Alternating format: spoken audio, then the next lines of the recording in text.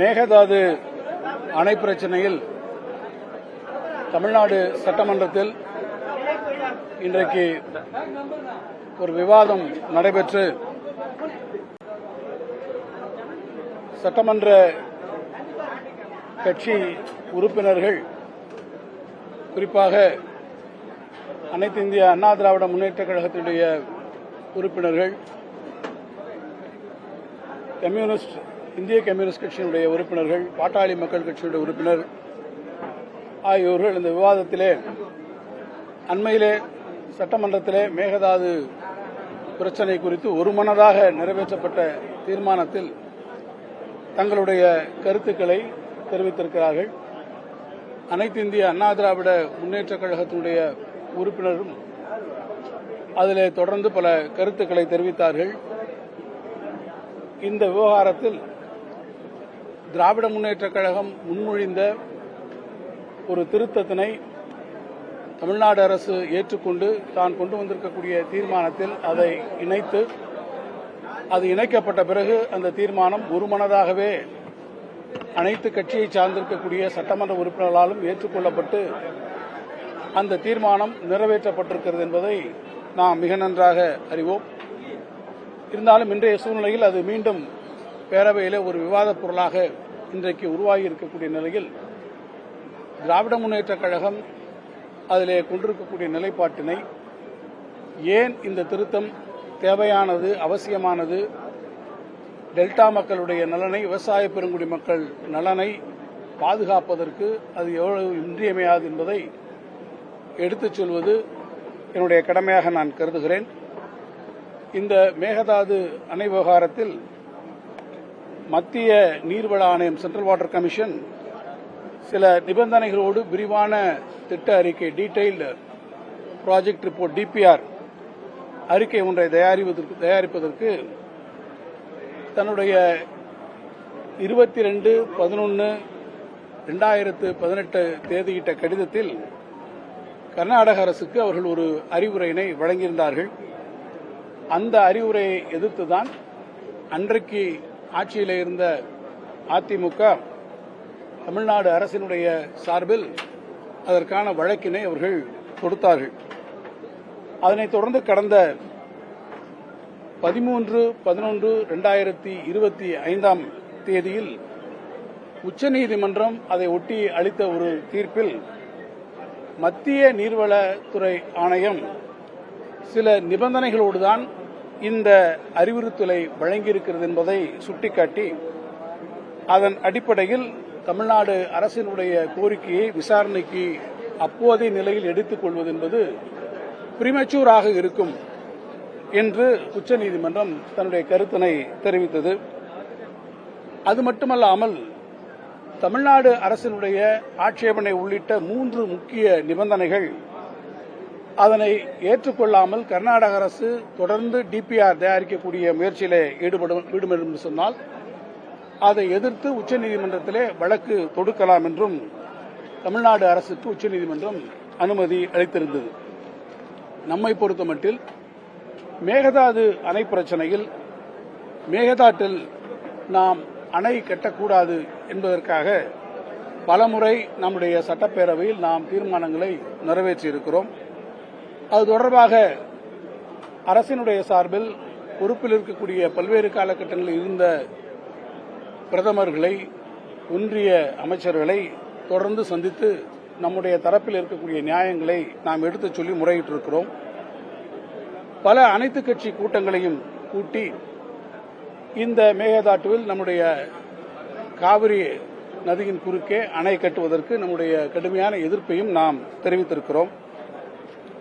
கர்நாடக மாநிலத்தை பொறுத்தமட்டில் அங்கே எந்த கட்சி ஆட்சிக்கு வந்தாலும், அது பாஜகவாக இருந்தாலும் அல்லது காங்கிரஸாக இருந்தாலும், அது காவிரி இறுதி தீர்ப்புக்கு எதிராக மேகதாட்டுவில் நாங்கள் அணையை கட்டுவோம் என்பதிலே தொடர்ந்து பிடிவாதமாக, அடாவடியாக அவர்கள் அந்த செயலிலே ஈடுபட்டுக் கொண்டிருக்கிறார்கள் என்பதை நாம் அனைவருமே நன்றாக அறிவோம். கர்நாடக அரசினுடைய இந்த செயல் என்பது தமிழ்நாட்டு விவசாய பெருங்குடி மக்களுக்கு மிகப்பெரிய பேராபத்தாக முடியக்கூடிய ஒரு வாய்ப்பு இருக்கிறது. இந்த பிரச்சனையை பொறுத்தமட்டில் நாம் கவனமாக கையாள தவறினோம் என்று சொன்னால், இந்த பிரச்சனை மீண்டும் மத்திய நீர்வளத்துறையில் இருக்கக்கூடிய அதிகாரிகளுடைய வசத்திலே அவர்களுடைய முடிவுக்கு செல்லக்கூடிய வகையில் இது அமைந்து ஒரு வகையில் தமிழ்நாடு இந்த விஷயத்திலே நாம் ஒரு கிடுக்கி பிடிக்குள்ளாக ஒரு டிராப்புக்குள்ளாக நாம் சிக்கிக்கொள்ளக்கூடிய ஒரு நிலை வந்துவிடக் கூடும் என்கின்ற சூழ்நிலையை நாம் மறுத்துவிட முடியாது. தவிர இந்த மேகதாது அணை கட்டும் பிரச்சனை என்பது காவிரி நடுவர் மன்றம் முன்போ அல்லது உச்சநீதிமன்றத்திலே முடிவு செய்யப்பட்டிருக்கக்கூடிய பல பிரச்சனைகளையும் தாண்டி இன்னும் உச்சநீதிமன்றத்திலே முடிவு செய்யப்படாத ஒரு புதிய பிரச்சனை, இட்ஸ் எ நியூ டிஸ்பியூட் என்பதை நான் இங்கே கவனப்படுத்த விரும்புகிறேன்.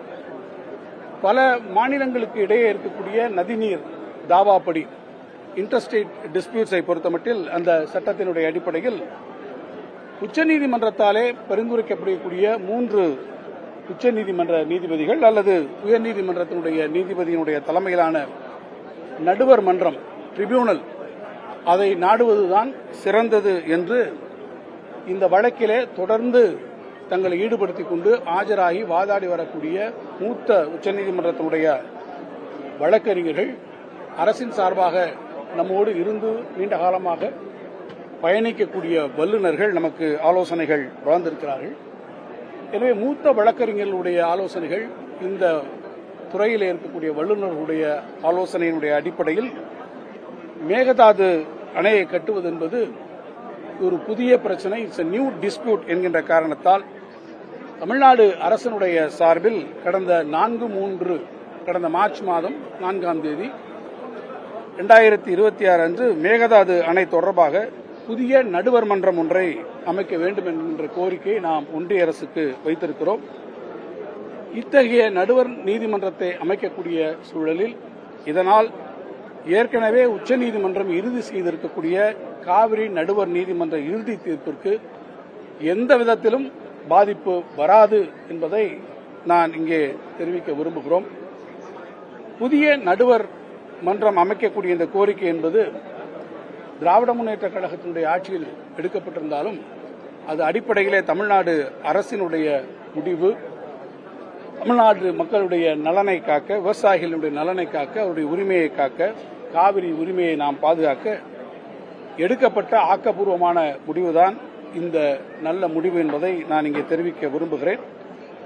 இப்போது ஆட்சி பொறுப்பில் இருக்கக்கூடிய இயக்கம் தாவேகா என்றாலும் கூட மேகதாட்டு பிரச்சனை தமிழ்நாட்டினுடைய வாழ்வாதார பிரச்சனையில் இந்த அரசியல் மாச்சரியங்கள், கருத்து வேறுபாடுகளை தாண்டி ஏற்கனவே ஒரு நல்ல முடிவை நாம் சொல்லியிருக்கக்கூடிய நிலையில் அந்த முடிவினை தொடரக்கூடிய வகையில் தான் திராவிட முன்னேற்ற கழகத்தினுடைய சார்பில் நடுவர் நீதிமன்றம் கோரி நம்முடைய மாண்புமிகு முதலமைச்சர் அவர்கள் அன்றைக்கு சட்டப்பேரவையிலே நம்முடைய உணர்வுகளை ஒன்றிணைத்து அவர் ஒரு தீர்மானத்தை கொண்டு வருகிற போது இந்த நடுவர் நீதிமன்றம் குறித்த ஒரு தீர்மானம் அன்றைக்கு கொண்டு வரப்பட்டிருக்கிறது. அதை நம்முடைய மாண்புமிகு முதலமைச்சர் அவர்களும் ஏற்றுக்கொண்டு அதை வழிமொழிந்து அந்த திருத்தம் முதலமைச்சர் அவர்களாலே முன்மொழியப்பட்டு அது பேரவை உறுப்பினர்களுடைய முடிவுக்கு விடப்பட்டு அனைத்து மாமன்ற உறுப்பினர்களாலும் கடந்த 19ஆம் தேதி அது ஒருமனதாக இந்த தீர்மானம் நிறைவேறியிருக்கிறது. இந்த நடுவர் மன்றம் அமைப்பதால் ஏற்கனவே 2018ஆம் ஆண்டு பிப்ரவரி மாதம் 16ஆம் தேதி அன்று உச்சநீதிமன்றத்தாலே வழங்கப்பட்டிருக்கக்கூடிய காவிரி நடுவர் மன்ற இறுதி தீர்ப்புக்கு எந்த விதத்திலும் அது பாதிப்பு வராது. அந்த தீர்ப்பை இது எந்த விதத்திலும் ரீஓபன் செய்யவும் முடியாது என்பதை நான் இங்கே தெரிவிக்க விரும்புகிறேன். இதை ஒட்டிய ஒரு கூடுதல் தகவலையும் நான் இங்கே தெரிவிக்க விரும்புகிறேன். ஏற்கனவே கர்நாடக அரசு பெண்ணாற்றினுடைய குறுக்கே அணை கட்ட முயற்சித்த போது தமிழ்நாடு அதை எதிர்த்தது. இது தொடர்பாக 2018 அதிமுக ஆட்சி காலத்தில் ஒரு வழக்கும் தொடரப்பட்டது. அந்த வழக்கை விசாரித்த உச்சநீதிமன்றம் இது குறித்து தமிழ்நாடு அரசு ஒரு நடுவர் நீதிமன்றத்தை நியமிக்க மத்திய அரசை அணுகலாம் என்று அனுமதி அளித்தது.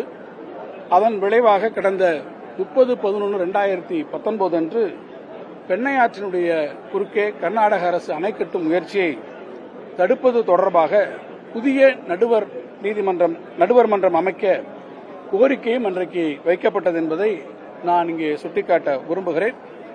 எனவே இப்போது மேகதாது அணை தொடர்பாக புதிய நடுவர் மன்றம் அமைக்க இந்த அவையில் சட்டமன்றத்தில் நடப்பு கூட்டத்தொடரில் மாண்புமிகு முதலமைச்சர் அவர்கள் கொண்டு வந்த தீர்மானத்தோடு நாங்கள் அளித்த திருத்தத்தையும் ஏற்றுக்கொள்ளப்பட்டு திருத்தத்தோடு நிறைவேற்றப்பட்டு ஒருமனதாக நிறைவேற்றப்பட்டிருக்கக்கூடிய இந்த தீர்மானம் என்பது தமிழ்நாட்டு மக்களுடைய, குறிப்பாக டெல்டா மக்களுடைய, விவசாய பெருங்குடி மக்களுடைய நலனை காப்பதற்கான ஒரு முயற்சி என்பதுதான் இதில் உண்மை.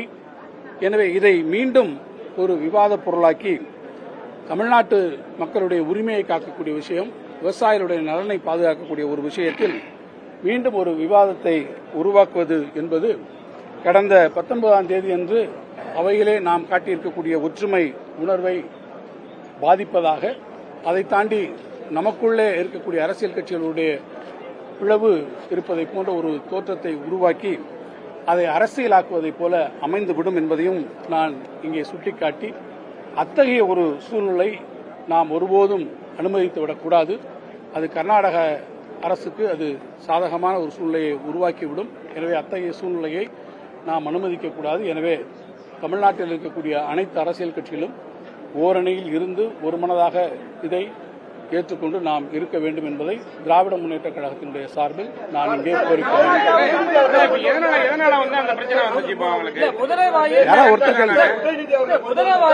தலையை வச்சதுக்கு சமம் அப்படின்னு சொல்லி சிபிஐ ராமச்சந்திரன் சொல்றாரு. கணேசன் குறிப்பாக செஞ்சு கணேசன் எதிர்ப்பு தெரிவிக்கிறாங்க. அவருடைய கோரிக்கை நியாயமானது விவசாயிகள் சில பேர் சொல்றாங்க. இல்ல, இந்த கோரிக்கையில நீங்க ஒரு ஸ்ட்ராட்டஜியை பார்க்கணும். இது நான் ஏற்கனவே சொல்வதை போல இது ஒரு டிராப்ல போய் நம்ம மாட்டிக்கூடாது. இந்த முடிவை என்பது நாம் தீர மூத்த வழக்கறிஞர்களோடும் இந்த பிரச்சனையில் நீண்ட காலமாக நாம் இதில் ஈடுபட்டிருக்கக்கூடிய வல்லுநர்களோடும் கலந்து ஆலோசித்ததற்கு பிறகுதான் இந்த முடிவு மேற்கொள்ளப்பட்டிருக்கிறது. இந்த முடிவை ஏற்றுக்கொள்ளாமல் நாம் இருந்தோம் என்று சொன்னால் இது மேகதாது இஷ்யூ, இது குடிநீர் பிரச்சனை, பெங்களூருக்கான குடிநீர் பிரச்சனை என்று கர்நாடக அரசு இதை தனியாக கொண்டு சென்று அவர்கள் இந்த விஷயத்திலே வெற்றி பெறக்கூடிய ஒரு வாய்ப்பும் சூழ்நிலையும் உருவாகிவிடக்கூடும். எனவே அதை தடுத்து நிறுத்தக்கூடிய ஸ்ட்ராட்டஜி என்பது இதற்காக நாம் ஒரு நடுவர் மன்றத்தை புதிதாக உருவாக்கி அதன் வாயிலாக இந்த பிரச்சனையை அணுகுவதுதான் சால சிறந்தது, அதுதான் சரியாக இருக்கும். எனவே இந்த முடிவு என்பது ஏதோ ஒரு நீண்ட ஆலோசனைகளுக்கு பிறகு இந்த துறையிலே இருக்கக்கூடிய வல்லுநர்கள் மட்டுமல்ல, உச்சநீதிமன்றத்திலே இந்த வழக்கை நடத்தி கொண்டிருக்கக்கூடிய மூத்த வழக்கறிஞர்களோடு கலந்து பேசியதற்கு பிறகுதான் வந்தது. இன்றைக்கு பொதுப்பணித்துறை அமைச்சர்கள் கூட அதை சொன்ன விளக்கத்தைப் போல இது இரண்டு பிரச்சனை.